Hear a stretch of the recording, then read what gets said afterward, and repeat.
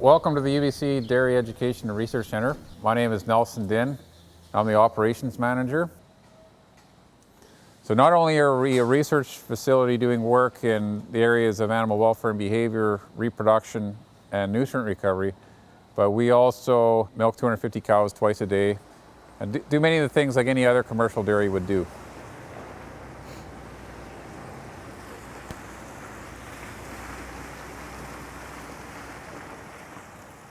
My name is Dan Weary, and I'm a professor here at University of British Columbia. What I do is trying to understand sort of how do we, above and beyond any issues of cruelty, is how do we provide a good life for the animals under our care. Is the animal happy? Is the animal in pain? Is the animal experiencing fear, distress? These kinds of emotional states which we know can be very important in terms of our own quality of life. Now that doesn't mean that what they experience is exactly like what we experience. I often think that cows probably have this wonderful ability to detect and experience the things that we're completely unfamiliar with. So for example, being able to detect the really tasty parts in a total mixed ration is a joy that you and I will never experience, right? But for the cow, it's a really important part. And so I think that comes back to creating good lives for these animals means not just trying to project what we think is good, but actually taking the time and doing the work to understand what's important to them, and then providing environments that allow them to have that, right? Hello. Hi. So my name is Gosha Zobel. I like the idea of the research that we do to be something that a farmer can come to the dairy center, see it, and be able to go home with it. A dry cow is no longer producing milk. And this is something that we actually do once a year to a cow. We do something essentially like you said, dry cows. We dry them off.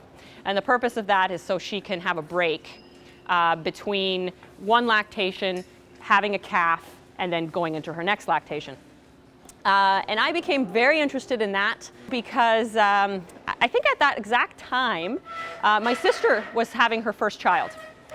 And we were just talking about dry off and how we dry off a cow. And I said, we just stopped milking her. And my sister just looked at me and said, "You're kidding.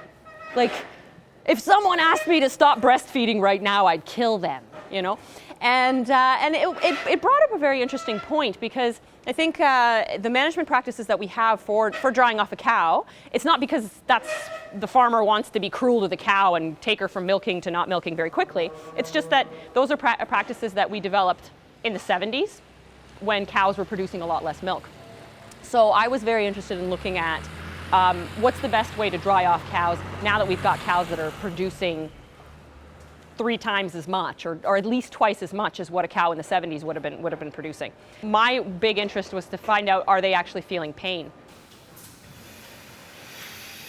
We milked the cows once a day for 5 days instead of twice a day, which is the normal.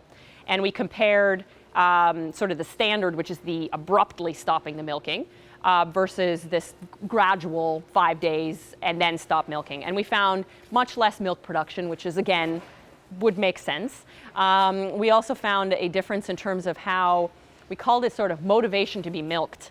The cows that we stopped milking abruptly would wait by the gate. So when milking was happening, they would sit there and wait. The other cows that were being gradually dried off would be like, I'll probably get milked later on in the day. Or I mean, maybe that's the assumption we were thinking, but they didn't change their behavior. Our work and where we're going forward in is to actually look at animal welfare from the perspective of the individual animal.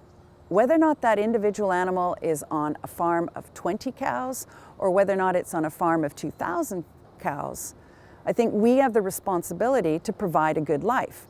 How we get there may be different on the small farm than on the big farm. I believe in agriculture. Agriculture is my roots, and I felt that there were many instances where I look back and how things were done on farm that we did them the way we did them because we had always done them that way. We just didn't self-reflect enough. And so things like pain mitigation when you take the horns off beef cattle. I mean, my dad, we dehorned all those calves and didn't even think about using pain mitigation because it just wasn't done.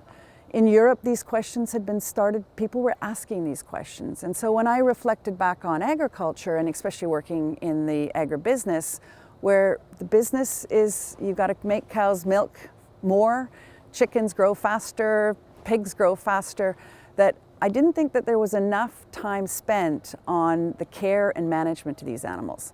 How do you think about the distinction between a cow as a commodity and a conscious being? So I wouldn't do what I do if I thought she was a commodity. For me, she has a conscious being, and she does have the ability to experience pain. She also has the ability to experience pleasure. You take any cow and you throw them out on pasture and you will normally see them bucking, and they're experiencing or showing us an emotion from their perspective. We look at the lives of these cows in the facilities that we have, and we try to ensure that we give them the best life possible, a good life. I think ultimately that's what the person who drinks the milk wants assurance, that these cows had a good life.